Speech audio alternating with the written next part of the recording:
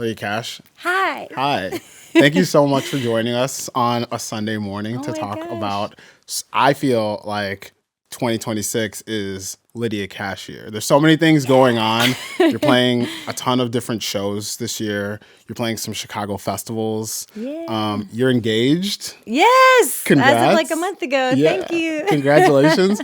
And then, of course, we're going to definitely dive into the album that's coming out this year. Awesome. Well, thanks for having me. It's great to be here. How's this year feeling for you? It's feeling really good. Yeah. We're just saying I'm so excited for this record to finally be out. I've been sitting on it for a little bit.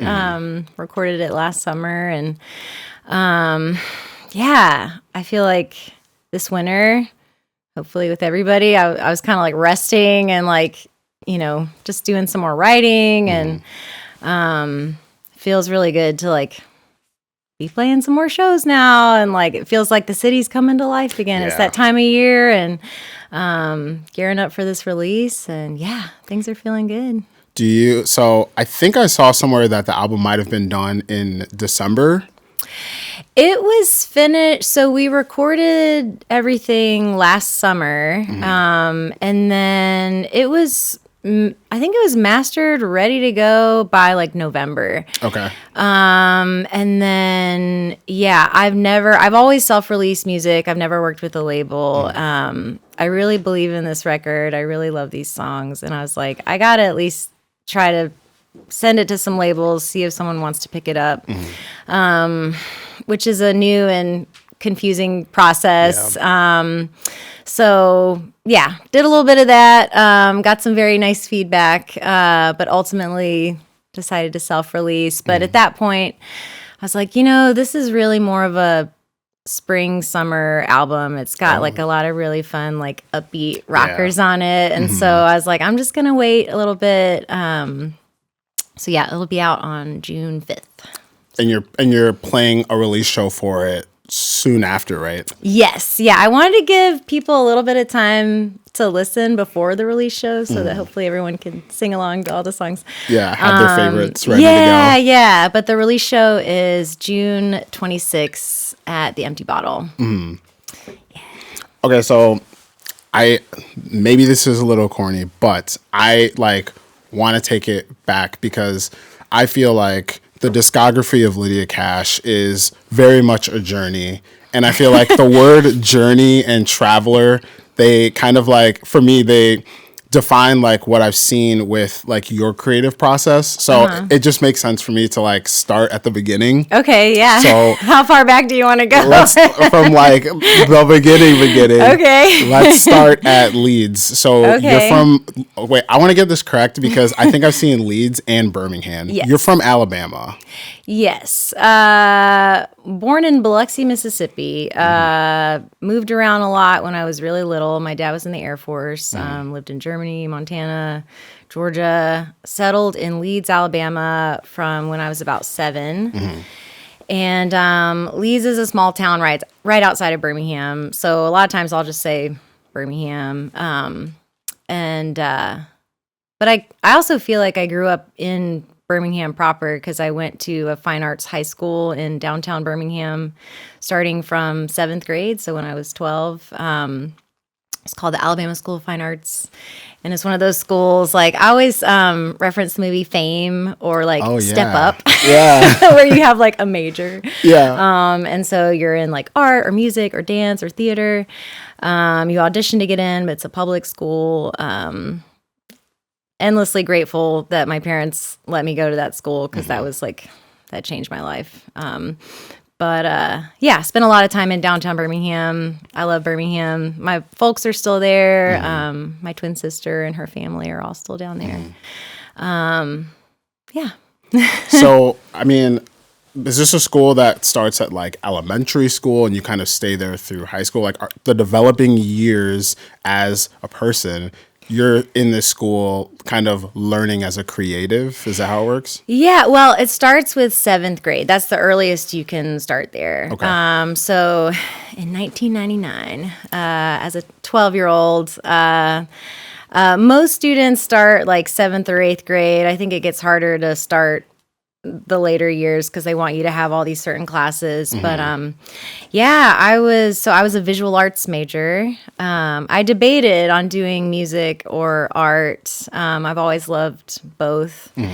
But decided to go for visual art. And yeah, I had 3 hours of art classes every day from 7th through 12th grade, basically. It kind of sounds fun as a kid. It was amazing. Yeah. I was so happy to be there. The year before that, 6th grade, I was going to Leeds Middle School, and that was like the worst year of school for me. No shade against Leeds Middle School, but like my experience, it was tough. Yeah. 6th grade was hard. I was like bullied. Yeah, I was not the most like athletic kid, and like I had a hard time like finding my place there, I guess. Like everything seemed to be around like athletics, or like I wanted to do more music and art, and there wasn't a lot of that at that school. And then I went to, we called it ASFA, Alabama School of Fine Arts. And there was like no sports really, which I was like, cool. You're like, this works for me. But getting to spend so much time every day like focusing on art and like being around like-minded people, like everyone that went there was like pretty serious about what they were there to do, even as 12-year-olds, which is like wild to think about. But yeah, it was a really cool experience, very, very formative. So the aspect of music, did you grow up in a household that was playing a lot of music? Not really. Yeah. I honestly can't really say like where my interest in that began. I think it was just something that was kind of always in me. Like I always loved to write songs. I used to keep this little notebook where I would write lyrics, and then I would write like, had my own like notation. I would write little dashes to indicate like a melody to try to remember. So really? I didn't have a phone, like a recording device that I was recording stuff on. So I would try to like remember a melody I came up with and like make little like notes. But yeah, that wasn't really being modeled to me. I honestly don't know where it came from. Like my dad, I have a lot of memories of like being in the car with my dad and him like listening to classic rock and like cranking it up and just like really like feeling it, and I was like, yeah, like, and like you were feeling it too. Yeah, I was like, okay, like, yeah, music's cool. Like, but like other than that, like, you know, I guess my earliest experiences with like performing were in the church. Like I grew up singing in church, like in high school, and yeah, that's my earliest memories of performing, I guess. I have to debunk something early. Okay. Because I've like seen rumors around that possibly with, you know, the Cash last name, there might be some relation to, you know, the infamous Johnny Cash. It's true. It's true. Yeah, it is true. So, and it's so funny, like, yeah, because you would think that was a big part of like my interest in music, but my parents really like downplayed that.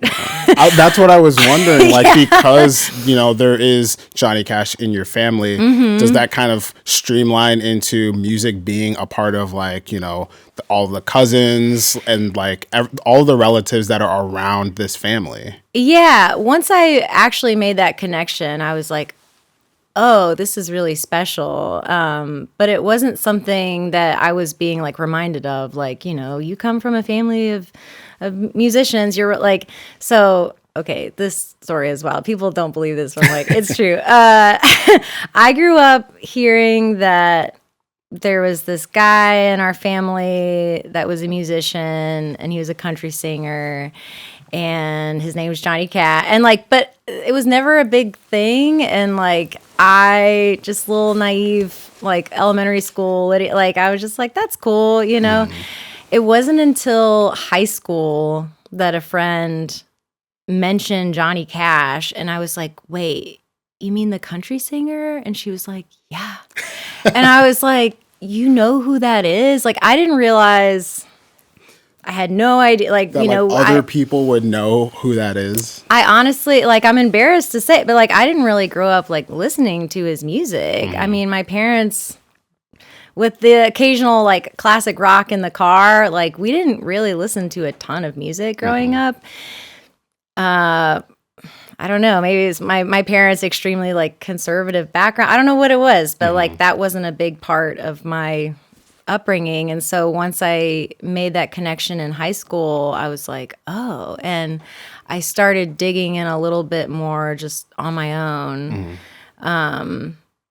And then he really, you know, the years following that, he really became a hero of mine. And I get really emotional thinking it. Like the more I learn about his story, and like I spent a couple years in Nashville and went and visited his graveside, and just really feeling more and more connected to him as a person and as a musician.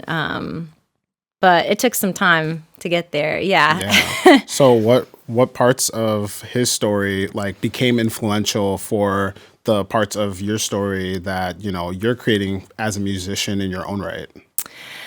I think just, he just seemed like such a wonderful person, you know, sticking up for the underdog, being vulnerable, being unapologetically just who he was. You know, the infamous photo where he's flipping off the camera and like, you know, he's got that badass streak, but like he's like, just, but like also just seems like he was such a kind person. So the story that I grew up hearing,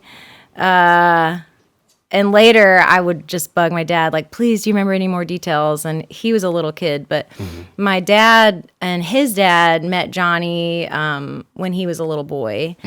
They went to one of his concerts, and they met him after. I think he said they went to like his and June's like hotel after and like said hi. Like, I don't know. I need to get the story. It was like in passing though. Yeah, like I think they had said like, oh, you can stop by or something. And like my pawpaw and Johnny knew the same people. And that's how like, oh, they're related. Later I went on Ancestry and I was like, I need to know if this is for real. And like, yes, it is. It's distant cousin, but it's there. But my dad has the story of like, like he took time to like talk to them and like say hello, and like, you know, he didn't just blow them off or anything. And that's the kind of person I strive to be. Like, you know, I want to take time for like anybody that wants to like say hi after a show or whatever. It's like, I know I'm no Johnny Cash, but like, it's like we're all people. Like I want to just connect. You know, get to know you. I want to connect. And that's what's at the heart of these songs too, is just trying to be vulnerable and like connect with each other. So he's a hero for sure. Like So growing up in a household that like, you know, your own household that isn't playing as much music, you're writing songs as, you know, as a young person.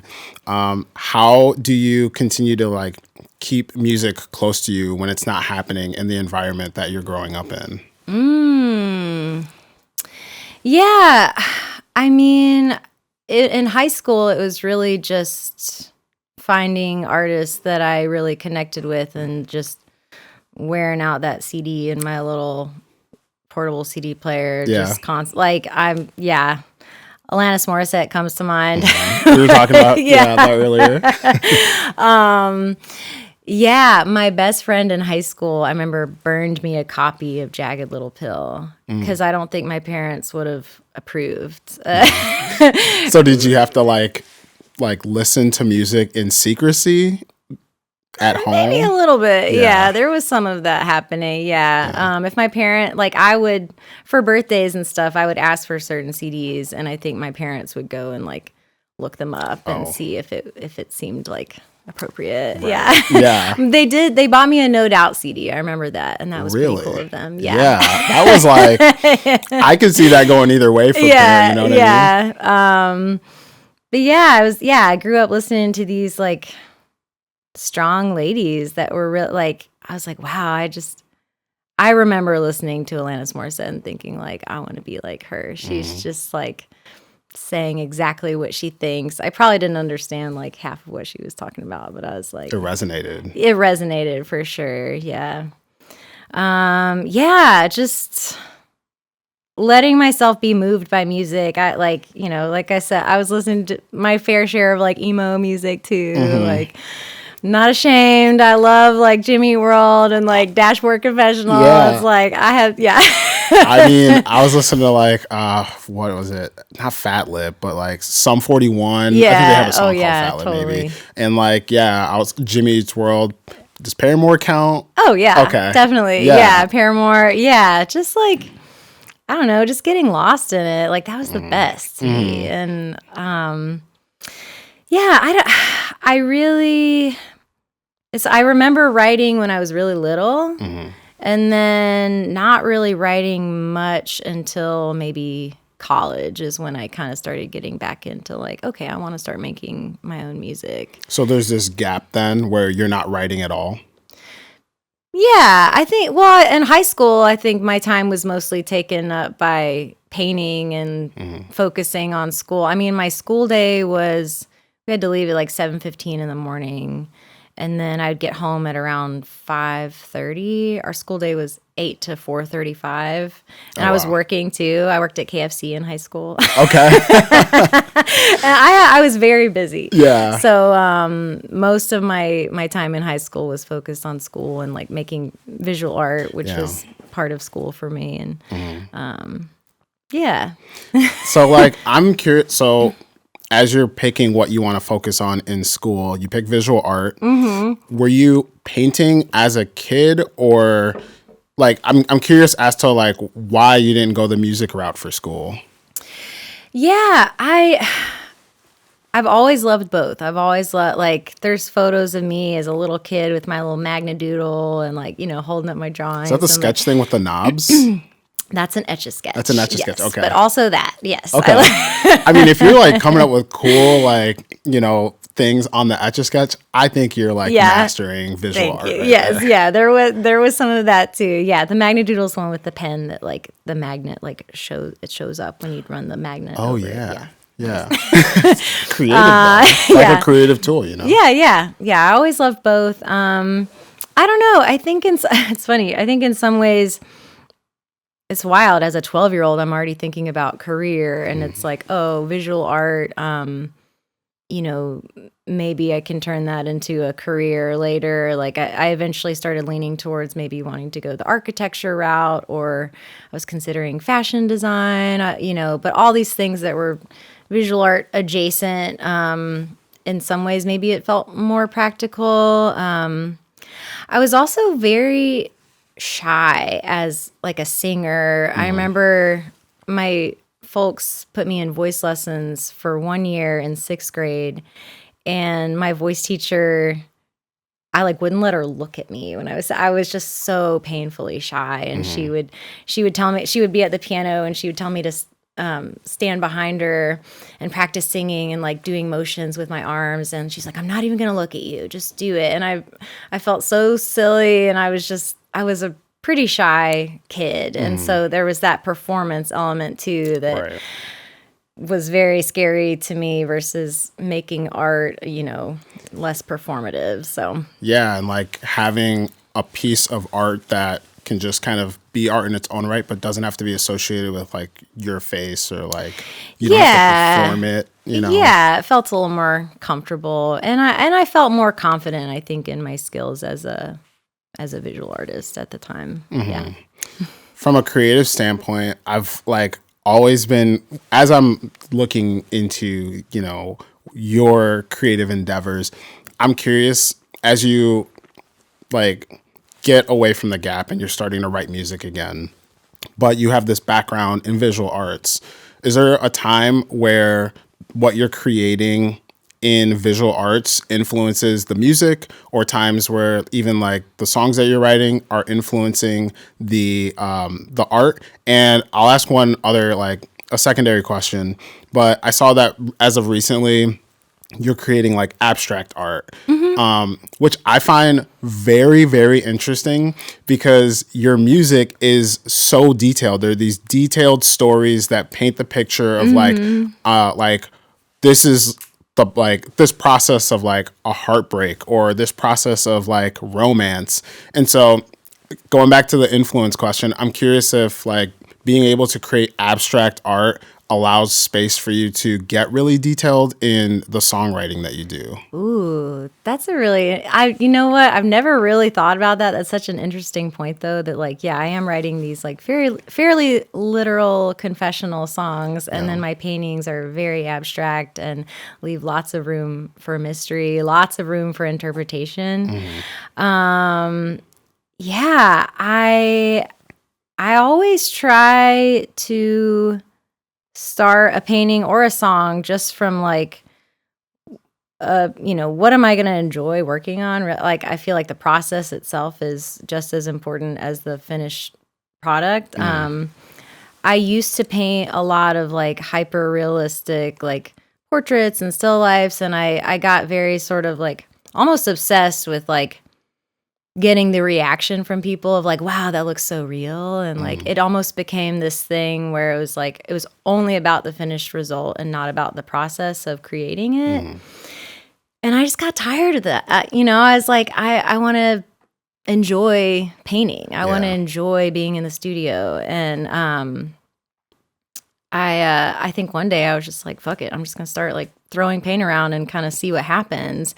And it was this exercise in like self-trust, I think. Like just, this doesn't have to be for anybody else. It can just be for me. And just, growing up in a home, we're going real deep now. Growing up in a home with like lots of rules, very strict military, conservative, religious family. Like it was this sort of act of rebellion in some ways to start painting, whatever I was feeling, just colors and shapes and just, it doesn't have to mean anything or it doesn't have to represent anything necessarily. And it's funny because I see songwriting as almost the same sort of process. It's like the process of writing these songs feels indulgent to me still. Like I love writing. Do you ever deal with like writer's block? Does that kind of, do you deal with writer's block? Sort of. Okay, so I know there's a lot of songwriters out there that are like very regimented and they, will set aside time and say, I'm going to write on this day at this time. And I've never been like that. That's never worked for me. And I'm kind of sticking with what works, which for now has been just writing when I feel inspired. So, this new record, for example, I was kind of like on a roll and I was like writing all these new songs over the last like couple years. And, I went through a divorce. I had lots of material to write about. I was, back in the dating scene and it was very like therapeutic for me. But I've also learned like for me, it's different for everyone, but for me, it's best to like not force it. So if there's months on end where I'm not like nothing's kind of hitting me over the head, like inspiration, like maybe I'll sit down and be like, let's try to work something out. But for the most part, I try to say, just wait until something hits and then I'll go write about it and just be patient with yourself. Like, I think that's been such a important lesson for me to learn as an artist, both as a visual artist and a musician, is that just because you go through a period where you're not producing lots of work doesn't make you no longer an artist. Like, it just means you're getting some much needed rest or you're gearing up for the next thing. But like, the biggest thing for me with both paintings and music is just to be real, be honest, be vulnerable and not force it. So if the timeline calls for like taking some time off or, then I think that's really important. I don't know. We'll see if like I go for if I go for a year or something and I haven't written anything, then it might be time to like I'm going to take a writer's retreat and like, knock some songs out. But no, I'm always writing. I love it. Like I said, it feels indulgent. It feels like it's still exciting for me, and I think it's important to like protect the joy that I feel around that, because once it starts to feel like a job, just like with painting was starting to feel like a job until I moved to abstracts, it kind of kills the pressure. It like kills the vibe. It's like if you're just making something because you feel like you have to, or like, I don't know. For me, I don't think I would get the intended result unless I'm just sort of letting it happen a little bit. Yeah, letting the ideas come to you. Yeah. Oh, and sorry, I'm rambling now, but your earlier question about how do the two intersect, I'm always looking for ways for the two mediums to overlap.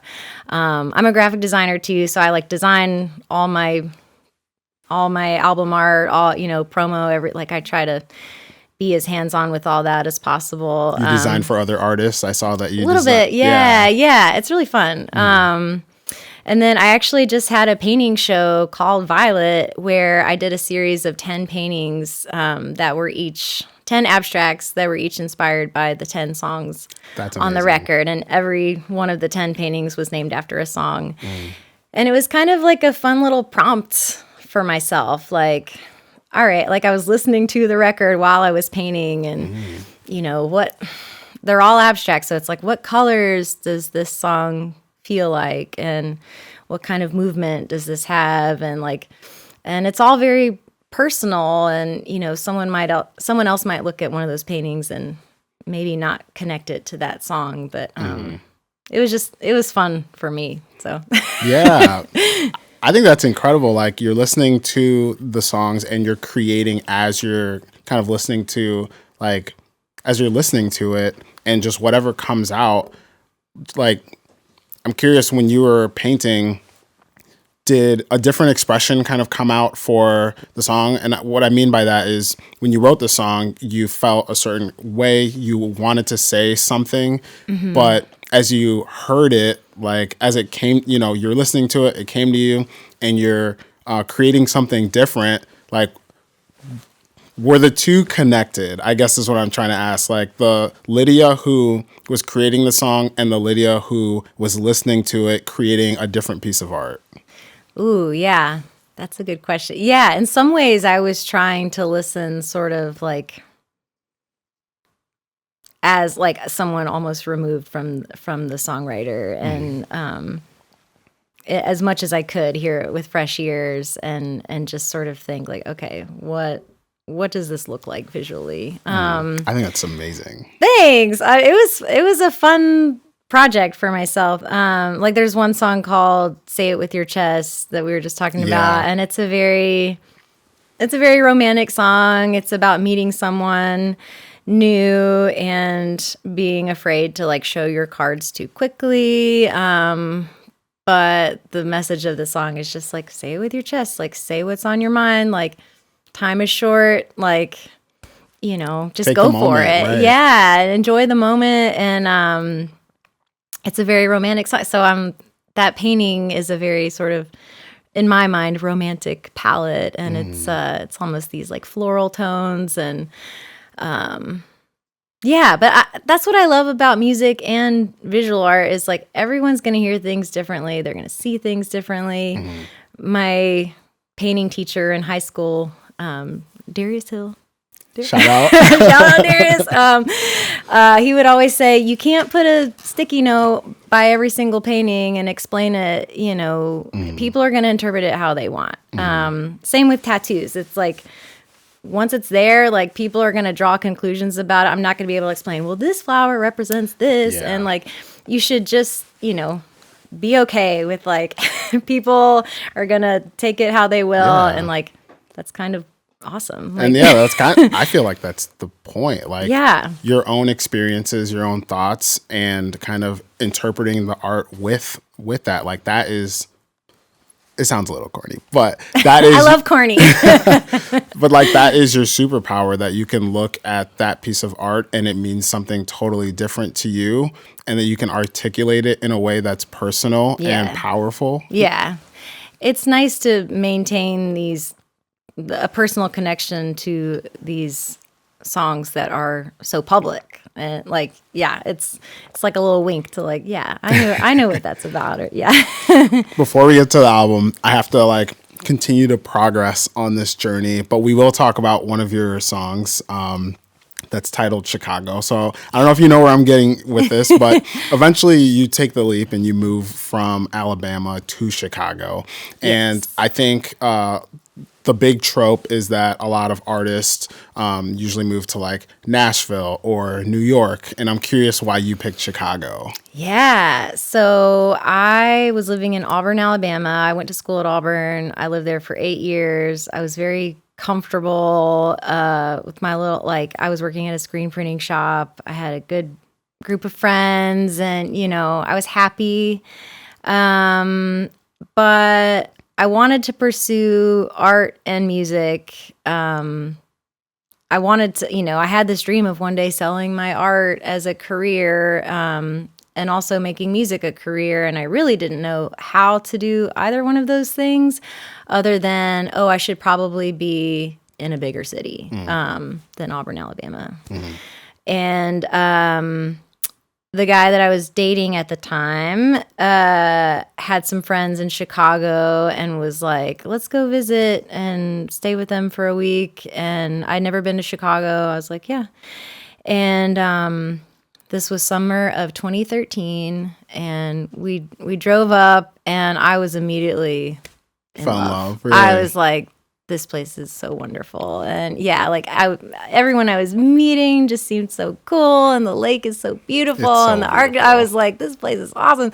And by the end of the week, we were like, yeah, we're moving to Chicago. Really? And yeah, and we had actually just started dating like a few months. And we were both young. He was like, young. I'm still young. I was 26 and he was 5 years younger than me. He was 21. And we were just like, yeah, let's go. And we got our own apartments. Everything was new. So we're like, we're not ready to live together, but we like found apartments, moved up. I think that August of 2013. And his dad drove us up in his RV, and we just like put whatever would fit in there in the like. And that's all you were bringing? Clothes. It was like, this is so romantic. It was basically clothes and like my painting easel was like what I brought. And I had an apartment lined up. He didn't yet. And then he had a job lined up at a screen printing shop. And I didn't have a job. I had enough in my bank account for my first month's rent. And that was basically it. And I was like, oh, I'll figure it out. Like, I've got restaurant experience. You know, I'll find a server job. Or like, I was like, I'll make it work. And I look back on 26-year-old Lydia. I'm like, oh my God, I was like, so brave. Yeah. But made it work. I kind of see that like in your albums too, because as we're getting to talking about Violet, I feel like Violet is the most confident that I've like heard Lydia Cash projects. Like, it doesn't waver too much. Like, it's a lot of what you're saying sounds like you know who you are, and like even Careful, like going into Careful, you are like, that's coming from a place of wisdom. Like, if, you know, like, I know what's going to happen if it goes down this way. Whereas like the song Chicago and some of your earlier works, I think there's a little more innocence there. Like, you know, there's there's this romance that is happening. Maybe it'll work out. I'm kind of willing to see this through. So there's that like I can see like from there where I relate to as well, you know, like, oh yeah, let's just like take a risk. Let's kind of see where things go, versus Violet. That's like, let's take a risk, but I kind of know where it's going now. I've been around the block, you know? Exactly. Yeah. Oh yeah. There's plenty of, the woman that has had enough songs on Violet. Yeah. I think a lot of that is just, you know, with age, experience. I grew up painfully shy. Yeah. I moved to Chicago and a whole new world opened up to me, obviously. I mean, and it's still, I said it to you earlier, I've never felt more at home anywhere than Chicago. I like love Chicago with my whole heart. But there were some growing pains. Yeah. Like I remember, do you remember when the CTA, you had to get like, it was like the little paper ticket? And I remember it was like my last like $90 on the monthly ticket to, you know, unlimited. And I was at the Addison Red Line and the machine like ate my ticket, and you know, it was like halfway through the month. I was like, no, it's $45 gone. Yeah. And I told the lady working what happened, and she just scribbled something on a little piece of paper, and she's like, you have to go downtown and like tell them. And I went downtown and showed them the piece of it, and she was like, what is this? Yeah, like, did you write that? And she was like, do you have your receipt? And I was like, no. And she's like, go away. Oh, no. And I just remember that's one of the memories that I have when I first moved here of being like, what have I done? Like, do I belong here? Like, I want to belong here. I love this city, but like, I was so shy and so like, overwhelmed by, and I just remember crying outside of the CTA offices, like, oh God, like, how am I going to make it here? Yeah. But I feel like Chicago really like took me in, and one of the many things I love about Chicago is I feel like the music scene here is so supportive, and like we show up to each other's shows, and like we cheer each other on, and like it's this amazing community of musicians here, and that wants to see their friends win. Yeah, totally. And that's not something I had experienced before, like that, like in that way. I think I got off track. I started rambling a little bit there. No. I want to know though how long it took living in Chicago before the song came to. Yeah, so I wasn't really writing much when I first moved to Chicago. I was, mostly focused on surviving and paying rent, and bounced around some different jobs. And I do remember I worked at Urban Outfitters in Evanston for like a few months. And I remember standing in the dressing room, like writing lyrics and writing like goals of like how I could turn my art into a business. And like, so I was making plans, trying. Yeah. But yeah, I was fortunate enough to turn painting into a full-time business pretty soon. Like 2016, I guess, is when I really went full-time freelance as a painter and graphic designer. And I was very, very focused on that. And I was doing like some bigger like restaurant commissions. I did all the paintings in Gibson's Italia, if you've ever been there. Yeah. So like really leaning into the visual art and not so much music. And then it was around, I moved to Nashville for 2 years just to try it out in 2021. And I was really missing Chicago. I was trying to focus more on music, struggling. And that's when I wrote Chicago was in Nashville. I was just thinking about, 26-year-old Lydia moving to Chicago, and like how scary it was, but how wonderful. And that feeling of being here and feeling like anything's possible. And there's the line in that song, to feel that something again. I just wanted to have that feeling again, like anything's possible. I was not really feeling that in Nashville. So I wrote that in Nashville about missing it here. Yeah, wow. I did not know like you were away from Chicago when you wrote that. A little bit, yeah. My ex and I, we were ready to try something new, and it was pandemic, and my folks were all still in Alabama, and I was like, we can be close to them for a little bit, and glad I tried it out. Met so many wonderful people in Nashville. I was bartending at Robert's Western World, if you know that. It's like the old school honky tonk bar on Lower Broadway. It's like they only play classic country. And really?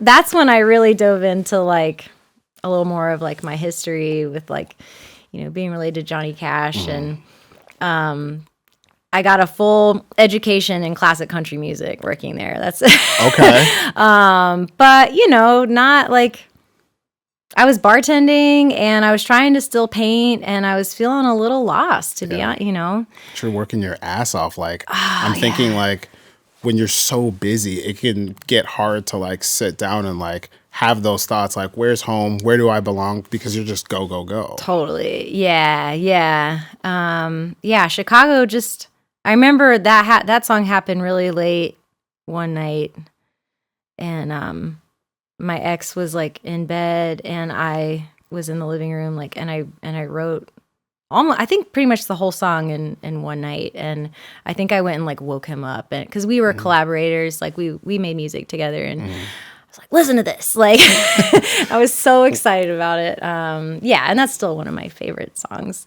because it does take me back to that time. Yeah.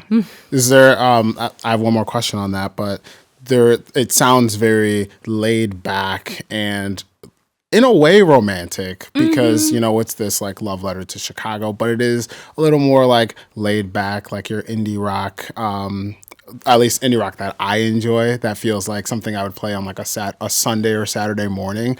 And I'm curious, was there like an intention to go with that kind of sound versus like a more, you know, upbeat, like, hey, you know, yeah, like a louder love letter or something? Yeah, we did like really wrestle with the production on that song, and yeah, I've self-produced everything, and that one, what I wanted to get it right, and I do think there was some experimentation around making it like a little more upbeat.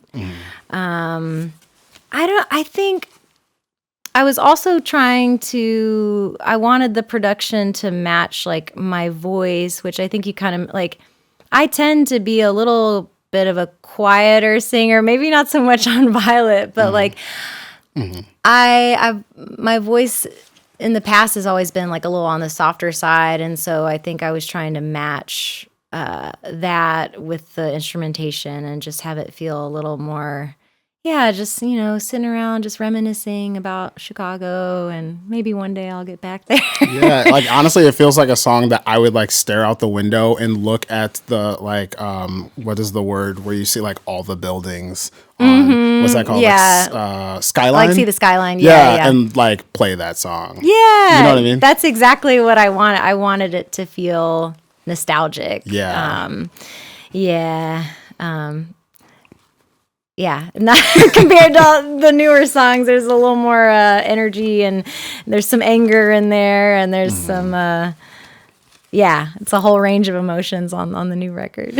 So, okay, talking about the new record, I'm like trying to find some of my notes here. But one thing that was interesting was in December, you like, I feel like the public could see the excitement that you had for this record. You teased one of the songs on it, which was What If It All Works Out. Oh, yeah. But it wasn't the first single. Careful was, I think. Yeah. Oh, wow. You're really paying attention. I was really like, what's going, like, I need to follow this. This is very interesting. Yeah. I love What If It Works Out. That feels very Lydia Cash too. Okay, all of these songs feel very you. Like, it feels like, as a fan of music, as a listener, it feels like we're hearing you like come into your own and like what's the word? Like taking up this space, like instead of shying away from this space. Like you're like, I want to say you're not asking for permission to like be in that space and to say like, I'm here and this is who I am. And a lot of that is so relatable right now. Thank you. And I don't know. When I was hearing that, I was curious, like, was Careful always the plan to be the first single for the album? I really didn't know. And like, this is going to sound cheesy, or I don't know. Like, I truly love every song on this record. I did not phone it in on anything. Like every single song I feel like could be a single, and it was really hard to decide which ones I wanted to release first. I agree with you. I think What If It All Works Out, it feels very representative of me, like as an artist, as my story. It's got a little bit of that like sweetness from like the previous music that I released, but then it's got, you know, there's a strength to it as well. Totally. That song, I feel like that, and now I'm like doubting, like, oh God, I should really. I think, so I think I was excited to have some bangers on this, right? Like have some upbeat tunes. You have some bangers. Like I was trying to figure out, like I could hear the difference, but I was like, is this album more layered? It's definitely more like lush, and like I am just like, it just feels good. Like there's this, okay, here's how I want to describe it, because I think this makes sense. This album feels very kinetic. There's a lot of energy, and it is energy that like you can, I feel like one day I could listen to a song, let's say Careful, and I could just like really like feel the energy and like take on the day. Yeah. And then other days I can listen to it and just like really get in my feelings if I want to, and just sit with the lyrics and be like, yeah, if I'm not like, you know, I really like want to be in my own head today. Like I just want to be intentional about my own thoughts. Like I like that those songs can serve different purposes. Yeah. Oh wow. Thanks so much. That's like, yeah, that's a huge compliment. Cause that's what I'm always trying to strike this balance of like, as any artist, I think it's like you're staying true to yourself. I want to be vulnerable. I'm sharing my story, but at the end of the day, it's also like, what's gonna feel good to listen to? Mm-hmm. What do you want to put on in your car when you're driving, or you know? And I'm really excited about all the songs, but I think it's why I chose Careful and Better Man as the two singles, mm-hmm. is those are two more like upbeat, energetic songs mm-hmm. That are probably the biggest shift for me from like previous mm-hmm. stuff that has mostly been a little more laid back. And yeah, I think I just got excited to show people like, yeah, I can do this too. And like, you know, there was starting to feel like a pretty big disconnect to what I was listening to and the music I was making. Like I mean, you know, like I grew up listening to Alanis Morissette, and she's still one of my favorites. But, you know, I love like Courtney Barnett. Mm-hmm. I love Bully, Blonde Shell. I love mm-hmm. I love a good pop song. I love Chapel Run. You know, but I love really upbeat music, and that's a lot of what I listen to. And yeah, I was excited to share these tunes that are a bigger shift for me, I think. And then you'll hear the whole record, and there's a lot of good ones on there. But yeah, What If It All Works Out that's been our show closer lately. Ooh. And it's optimistic, and you're looking ahead, and yeah, that's still a favorite for sure. Yeah, that feels like, honestly, you saying that, I don't know why, but it took me back to like when I would go, as a kid, I'd go to the theater and watch like an action movie and then leave the theater and feel like I was the main character. It's got main character energy in that way. Yeah. Oh, hell yeah. It's like I'm finally giving myself permission to be the main character, I think, is like I said, someone that grew up like pretty shy, you know, this record at the heart of it, I think, is about like trusting yourself. It's about female empowerment. It's about, the song Violet, the title track, is really about like healing my inner child. It's about Let's talk about Violet. Okay. That's like the most vulnerable one. Yeah. Oh my God. And I want to know, who's Violet for? Ooh. Like, who is it written for? Was it written for anyone? Because it's written for me. Yeah. Like the younger you? Yeah. So it's inspired by a story. I remember I was a little kid, went out in the backyard and picked a bunch of flowers and brought them into my mom. And these flowers were weeds, technically. Were they dandelions? They were actually violets. Oh, okay. Yeah, they're like these little purple. I was actually just picking some in front of my fiance's house the other day. I like picked a little bouquet of them, just like when I was little, and like brought them to the show on Friday. But yeah, they're just little purple flowers and that pop up everywhere, and they're pretty. And I remember bringing them inside to my mom and her kind of like laughing. You know, it didn't mean any harm, but she was like, "Oh, those are weeds." And I just remember like being a little kid, feeling a little bit disappointed. Like she didn't share my excitement around like, look how beautiful this is. And I feel like that's such a strong metaphor for like, you know, we see what we want to see. And my mom and I, we're fine. We're in a good place. Okay. Like, we don't necessarily see eye to eye on a lot of things. As most kids and moms do.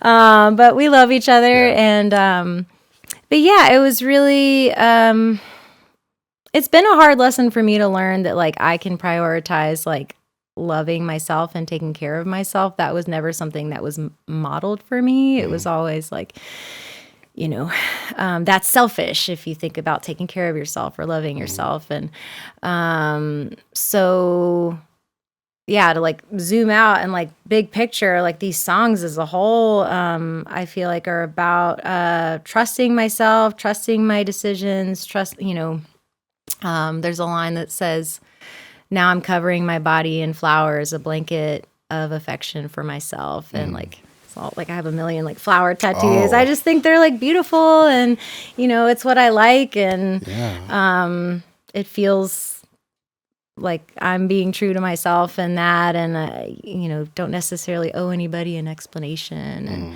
And that's mostly what Violet's about. I also just wanted to have a big, loud, I could hear the instrumentation like when I wrote it. It's like it's beautiful, but like we're hanging on because there's this canvas of guitars that kind of come in and then we outro and that's the album. Yeah, I wanted to just let it rip on that one. And I feel like the first time I practiced that one with my band, I was like giggling. Like I was like, this is so fun. I was like, that felt so good. I'm playing rock music. Yeah, it was just this thing of like giving myself permission to like make whatever music I want to make. And like, I grew up with this sort of complex around like, oh, I'm just like sweet, shy Lydia. And like, it was giving myself permission to be loud and to, just do whatever I wanted for that song, and it was so fun. It was so fun to make. Like and you hint at this like expression and this like new person, not new, but this personality that you have in Better Man, where you talk about. I will say, I feel Better Man was like a little cold, like just in the way that like. I'm seeing it from the perspective that you're drawing up in the song, and I'm rooting for you, and I just don't understand why the lover in this song like can't see what the listeners can see and what you can see. And you have this line where you talk about I'm paraphrasing, but you say something along the lines of, I'm a savage, like you can have that. And you're like saying that, about yourself, like, I am this savage. I'm confident that like I can be what you want, or I can, I'm powerful in my own right, but they're not seeing that. So I feel like you're giving hints already, early on in the album. Yeah. Better Man's definitely like one of the top angry ones. Yeah, that was written from I was newly dating again, newly single, and had some great experiences and some not so great ones. And that is very autobiographical. That song was I'll say this. I have I think I've said this on stage before, but yeah, that song was actually, there's a line that says how the song starts, the sun will be up in an hour, so he brought me home and he's knocked out cold. I was literally in bed with with someone that I had just been out with, and we had been dating for, I don't know, a few weeks or so, but like he was really not treating me the best, and would very hot and it's just typical story, like tale as old as time, like leading me on and then ghosting me and kind of like it felt like this game. And you clocked that in real time. And I don't know. I was like, this is so eventually, there. It felt like there was I always try to give people the benefit of the doubt. So there was plenty of that, like, okay, well, but I remember, it was like 4 a.m, and I was like, well, I guess I'm writing a song about this. You should have known, this might end up being a song. And I started writing those lyrics on my phone. And yeah, I feel like it's a story that like a lot of people will relate to, a lot of women especially can relate to. And yeah, I was angry. I think this guy eventually ended up just like ghosting me, and that's when the song, like, I was like, all right, I'm finishing this song. Yeah, like now it's coming out. And yeah, there's that singer. It's like I sound like a savage. Maybe you could have it all I have to give, but baby, I got nothing left. This feeling of like I'm doing my best, like, but you know, I would give you everything if you'd let me, but I'm feeling like I got nothing left to give in some ways because I'm trying, Right. and you know, Not getting anything I feel back. like I keep getting played. Yeah. So it's a fun one. Like it's a fun one to hear too. And like I said, I just think there's like so much energy in all of these songs. Like no matter how it swings, whether it's like really romantic or kind of the other way, like it's just so heartfelt. Like immediately I knew this, and that I don't know how others like consume music. I don't know how you do, but it immediately I was like, this is my favorite Lydia Cash song or album, and I was probably like 4 songs in. Oh man, thank you so much. And I think I'll say 4 songs in because when I got to say it with your chest, I was like, yep, I love this song so much. I wrote so much about it. But I think one thing that I really like about this song and something that I like in your songwriting is a lot of the scene that you paint for us is like a winter in Chicago, which I think really lines up again with like a Lydia Cash moment because winters in Chicago are so up and down. You know, you can it can be like 20 degrees one day and then like 60 degrees. And you see, even on like a 40-degree weather day, someone's wearing shorts outside because like, you know, and so I think that up and down translates into these relationships that we're like hearing about on these songs.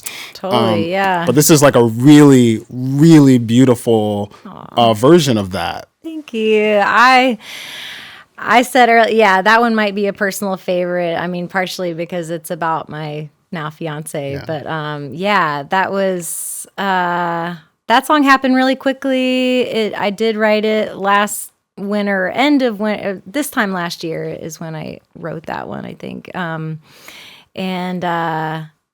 there's a little shout out to a local bar. It's Gold Star Bar. I have to clear the air. The bar was actually Broken Hearts Bar. I was playing a show at Broken Hearts, and ultimately I felt like Gold Star sounded better. One less syllable, it sounded better. But love you, Broken Hearts. But yeah, my partner walked in and just wanted to introduce himself. And that's the night we met, and that's our story. It's, you know, we had a little chit chat, and you know, we'll catch up later. And he was about to take his kids on spring break, and I'll see you in a week. And you know, we had our first date when he got back, and I guess I finished that song maybe a month or so later. There's a line that says, "Who will you become to me?" And I'm the eternal optimist, even though there's some really pessimistic songs on this. I am still an optimist. I'm still a romantic at my core. And there was this feeling of, say it with your chest. Just say what you have to say. Hope for the best. I feel like this could really lead somewhere. And then it did. But it's it's a sweet little song. Yeah. Who's playing strings on this? My roommate. My roommate Juliana Bias. Wonderful person. Sounds so I feel good. so lucky. She did an incredible job. Kind of like she was hearing me working through all these songs, and she was like, you know, this one like could sound cool with a little bit of strings on it. And at first I was like, no, you know, that's like, I'm not seeing it. I'm a rocker. Thank you. Like, but no, but she came in with her violin and just as effortlessly as possible, just like started showing me some stuff, and I was like, yes, sold, done. We needed this. We actually got her on 3 songs on the record. She plays violin on, and absolutely crushed it. And she'll play with me at the release show as well. Oh, really? Yeah, she's great. Yeah. Do you Are there musicians from previous albums that are present on this album? Yes, my ex-husband.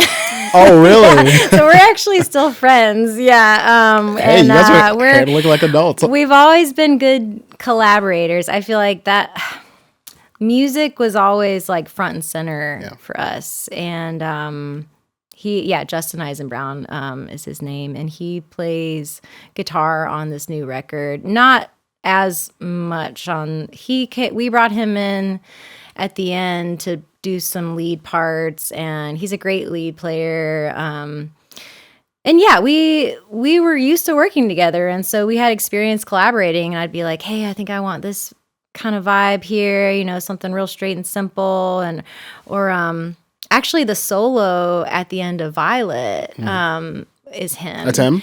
And I wrote that part, I sang it, and that little part at the end, and I sang it, and I was like, this is what I want. And then he really, he just nailed it. And a fun fact about that little solo, I'm not much of a lead player, okay, but I'm working on it. And I just learned that solo part, and I played it for the first time on Friday. How did it feel? I was very nervous. It was good. But I was nervous. But I was like, this feels symbolic. I'm learning this part that a man has traditionally played, and now I'm going to play it for my record, But yeah, Justin played on the record. The record is mostly my live band that I play with. I considered, sourcing, I tried to consider all my options, but I was like, no, I want to play with these guys that I play live with. Rhythm section, Matt Ciani, Nico Ciani, they're brothers, and we tracked. I wanted this record to have a little bit more of a live feel than previous records.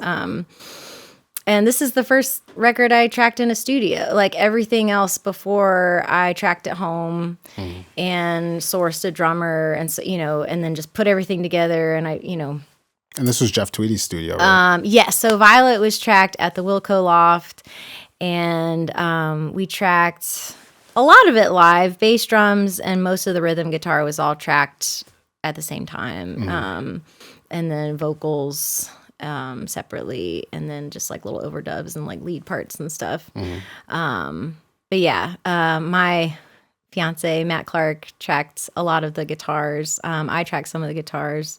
Nick Mazzio played some synth on there. There's little moments of synth, not as much as previous stuff. Say With Your Chest had some synth, I think. I believe so. Okay. Yeah. I lose track now of where we landed on everything. Yeah. And then Amy Myers tracked most of the harmonies.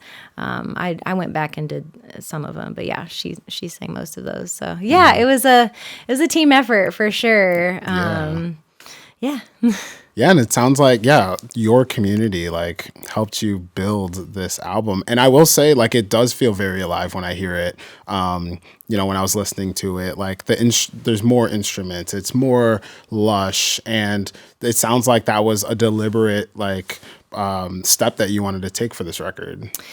Yeah, I wanted it to feel, not have a totally live feel, but somewhere in between. I feel like I live between these two worlds of I love super perfect polished pop music, which is that's what our ears are so used to hearing so much now, is everything's just so perfect. But then I love gritty rock music that has that live feeling. We're all craving this analog feel now in the age of AI, and it's we want something that feels real and human. Yeah. And I was like, I gotta loosen the reins a little bit, and because previously with vocals I would track all myself, and I would go in and choose every little part and comp all my vocals and just be I would do a million takes and very meticulous. And so this was a really new experience for me, going into a studio and recording vocals and just trusting that I got the take. Maybe we do a couple takes, but a lot of it, I think a lot of it was first or second take. There wasn't a ton of comping happening. And I wanted to lean into that a little bit. I wanted to lean into the imperfection, of just, hey, I'm making music with with my friends and like from the heart. Yeah. How'd it feel? Was it scary? Like, I hope that take feel good. scary. Yeah, I was so nervous. And like, I got so used to kind of doing everything myself, and then going into this amazing studio with all this history, and like like the Wilco Loft is it's a sight to see. I mean, there's probably thousands of I don't know. There's like guitars everywhere. Everywhere. Yeah, there's like a whole wall of pedals that I don't know what most of them do, and like, I mean, it's just a magical place. Yeah. But I was very nervous. I mean, also just for practical reasons, like for budget, like, I'm self-funding everything. And so it's like, all right, we're on the clock, like, versus when I'm tracking myself at home and I've got all the time in the world and I'm not paying anybody to record me. And so there is that added pressure. But it made it really exciting too. Yeah, it was just a really fun experience. I'm already thinking about the next one. So and like having that in the studio also. Yeah, I want to go back to the Loft for sure. I think talking about that human aspect, I really feel like that bridge on Heart on My Sleeve, I'm like, however you guys like play that live will feel like that, I don't know, feel like that rock and roll that like I really love. I just love how that song progresses and then falling into the bridge, and I don't know, I just think that is like such a cool part of the song.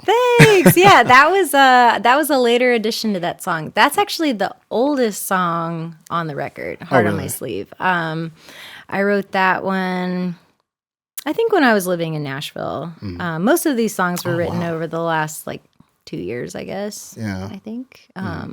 Yeah, that's the oldest one. And once we started getting into the production of that one, it was like, it needs a little something extra here. And I'm happy with how that one turned out. So when did you know that you wanted to create Violet? I know there's been a series of singles and EPs since your last album. How did you know that you wanted to create an album now? Why is now the right time? It was time. Yeah, I considered doing another EP. I'm all for... some of my favorite artists have just released like a bunch of EPs back to back, and I think that that's really nice in a lot of ways. Like, I don't know, I always worry about like, are people going to sit down and listen to this entire album? Like, our attention spans are so short these days. I'm like, it's a 30-minute 10-song record. It is a short. Yeah, it is like, the songs are short. But I don't know, it's always felt more approachable to like show somebody, like, here's 4 songs, here's an EP, like, can you give it a listen? And even just the visual aspects of it, like designing the covers, like that's always really fun for me. Like, I don't know if you caught, there's a nod to this color palette. So there's indigo, and then there's violet. Blush. Oh, and blush. Blush, like blush pink. And now there's violet. And I was wondering if there was like a thing with the color purple here, but I didn't. Yeah, I guess I didn't clock blush. Yeah, it's subtle. It's very subtle. But yeah, I've always, for a while, I was like, oh, I'm going to do a series of EPs, and each one's going to be a different color. But I was writing so much, particularly like a couple years ago when I was like just starting to go through my divorce and getting back into the dating world, and like I was just writing constantly, and I had a lot of songs, and so it's like, okay, it's time to make an album. Yeah. What song are you most excited to play when you have the release in June? Ooh, that's a good question. Probably Violet. Ooh, okay. I've only ever performed it once live. And, last Friday? Yeah, last Friday at the Red Room, I played it with the band. And it's definitely the one, pretty much every other song we've been playing live for about the past year or so. But that one is new, and it's big, and it's loud, and it's the most like emotional, I guess, of all the songs, and I get to like just kind of let loose. Yeah. And I don't play guitar. That's the only one that I don't play guitar on at all until like the very end, the solo. And so it's just, I don't know, that one kind of sticks out, and we need to practice it some more. There's time. There's time. But we've got some time. Yeah. I'm excited for that one. Yeah. I feel like when True Comfort comes on, that's going to be the song where you either like grab your partner or like maybe that person you're flirting with at the venue, like maybe, you know, like exchange a number or something, because that song is so like at peace and tranquil. Oh, thanks. Yeah. I haven't played that one live in a minute. When I first wrote it, I was playing it a lot. Yeah, I like that one a lot too. I wrote that one about so many of my songs are about dating and relationships, and and that's the human factor. Yeah, right there. Yeah, we all relate to that. We've all been there. Yeah, someone I was dating that was struggling with his mental health and just wanting to comfort him. However, and yeah, true comfort is a hard thing to find. And yeah, I think that's something we can all relate to. In the like busyness of the world, how does Lydia Cash find true comfort? Like, is it a Sunday afternoon, you and your fiance taking a walk, or like what long is it? Walks. Yeah, long walks? Like I love being outside, even when it's really cold out. Believe it or not, I don't mind Chicago winters. People are like, but you're from Alabama. I love having like full seasons here. Okay. In Alabama, it's just like hot for a long time. But Are the winters mild? They're pretty mild. Okay. Yeah. I love the feeling in Chicago of like, we made it, it's this like, it unites us. Yeah, you're out and you see everyone out and it's like a silent nod, like, hey, let's enjoy this sun. Yes, exactly. Yeah, so now that like we're having some warmer days, I mean, I'm like, there are probably moments where I'm like getting tears. Like I step outside, there's recently like a 70-degree day and I like step outside. I'm like, I could cry right now. I just I love to be outside. Yeah, I walk all the time. I try to walk everywhere if I can. Yeah. See the scenes. Yeah, I just love walking around. Like, yeah, I'll just, I'll put my headphones in and walk or run. I like to run too, but lately it's been a lot of long walks. Yeah, painting is always, therapeutic for me. Hanging out with my cats. Yeah. All the simple things. Yeah, that where there's peace in them, though. Yeah. Yeah. You have a show tonight? No, actually, that one got rescheduled. Yeah, there was going to be like a songwriter night at Judson and Moore. But yeah, that one got pushed back. So yeah, the next full band show, I believe, is Martyrs on May 23rd. Okay. And yeah, that's a really fun bill. That's two local favorites, Aurelia and Mikey Harms. Yeah, and I love Martyrs. It's a great venue. Have you been to Martyrs before? Have you played there before? Yeah, once or twice. It's a family-run venue. Everyone is so great there. It's in North Center. It's near like Lincoln and Irving Park. Okay. Grew up in that area, but I've never been. Oh, really? Yeah. Oh, cool. Yeah, it's right there on Lincoln. It sounds really good in that room. The stage, it's like a nice big stage too, so we can kind of spread out, which is nice. Have your space if you want or whatever. Yeah. But yeah, that'll be a fun one. What are you most excited for on the album release? For the next show, I don't know if you'll play more songs from Violet or kind of just keep it to what's already been played or what's out. But, the June show, you'll get to play the whole album. Yes. And actually right now I'm debating like, do I want to play the album in order or do I like, that's something I need to decide. Yeah. I have been playing mostly songs from the album. Actually this show that I just played on Friday, we only played songs from the album. We didn't play any older songs. Yeah. So I'm kind of, that'll be really exciting to be able to play the record and people will have been able to listen, to have listened to it. Sing along too. Yeah, but I'm sure I'll play Chicago. Yeah, you have to. Yeah. You have to. Like, come on. So like when we first started, I talked about how I felt like this was the year of Lydia Cash. Do you feel that way? Like I do. you're playing. I can't remember what it is, but you're playing a festival in Chicago as well. This summer, Andersonville Midsummer Fest. There you go. Yeah, which I love that festival. I live almost in Andersonville. I'm like right on the edge of Ravenswood and Andersonville. But I love that neighborhood. It's where I get tattooed. Okay. All the best shops and like, yeah, I love Andersonville. I love that community. It's a great festival. I played it 2 years ago for the first time, and really excited to be back this year. We've got a good slot. I think we're 5 p.m., 5 or 6 on that Friday on the North Stage. So it'll be like the start of the festival. Sun's going down, Yeah, God. Community's gonna come out. I guess the sun not going down yet. It'll be summertime. So Yeah. it'll be plenty sunny then still. It'll be sunny, kind of breezy though. Yeah, like, not the hottest point of the day. Yeah, it'll be good. It'll be. Oh my God, I'm so excited to go. Oh, thanks. And then a few more questions for you. I'm just curious, like now that you're in this place of like happiness with your fiance, all of these big things, are you still in ways romantic? Like I feel like the term hopeless romantic sometimes feels like it fits the bill for single people, but I feel like I'm very romantic about a lot of things, just like life in general. And yeah. I'm curious if you're the same way. Oh, 100%. Okay. Yeah, I've always been a hopeless romantic, and I think always will be. Yeah, it's kind of cute. I'm like introducing Matt, my fiance, to like all my favorite like rom-coms and stuff, and he's like into it too. He's like, this is great.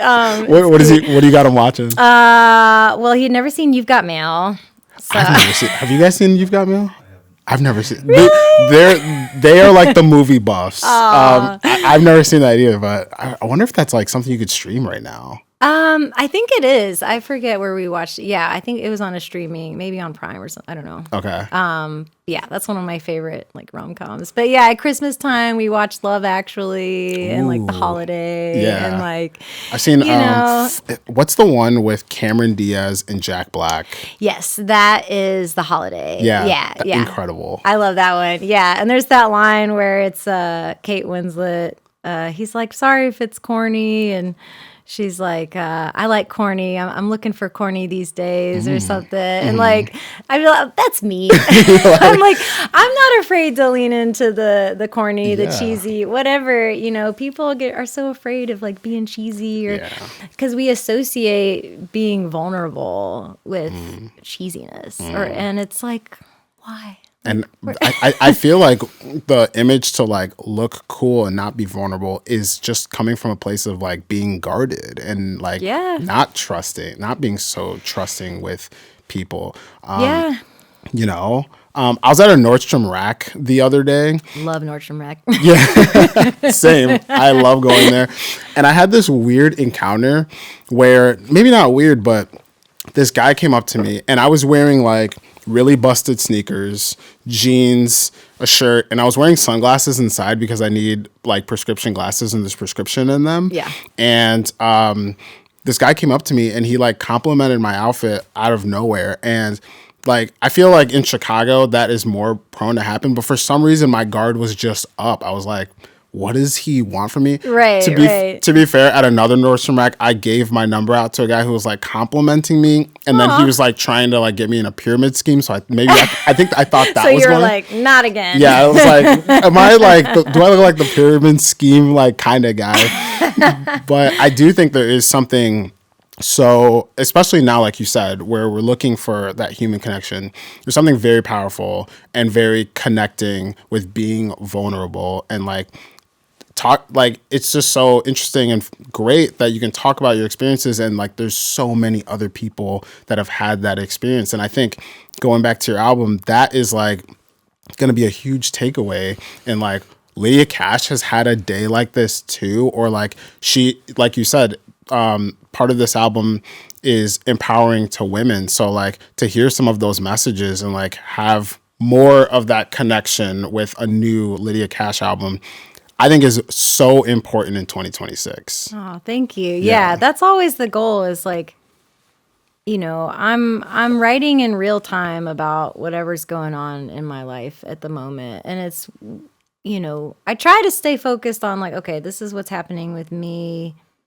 But it's always with the idea in the back of my mind that like someone else will relate to this. If I'm just honest with whatever I'm going through, like someone else is going to be like, oh yeah, me too. Or like someone else is going to connect with that. And that's all I can ever ask for. Yeah. That's always the goal for sure. Last question for you. What is the last album that you listened to and like could not stop playing or like really fell in love with? That's a good question. Feel free to pull the phone out if you need to. If there's like an album that you album that I've had on repeat.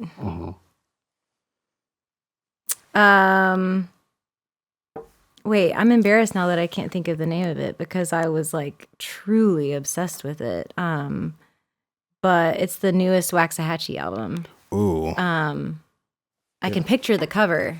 Yeah. She's like in her little outfit with I love Waxahachie. I'm gonna see if it's so funny because I like completely wore that album out, and now I'm like, why can't I think of the name of it? Is it Tiger's Blood? Yes, Tiger's Blood. That's Tiger's it. Blood, yeah, okay. That album is perfection. Really? To me. Yes, it's so good.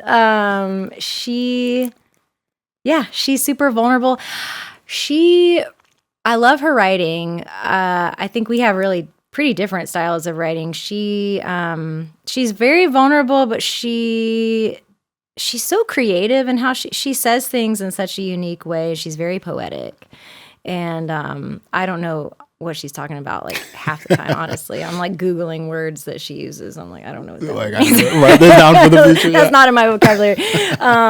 But her delivery, her vocal delivery is so unfiltered. It's so raw. Like she's just like letting it rip. And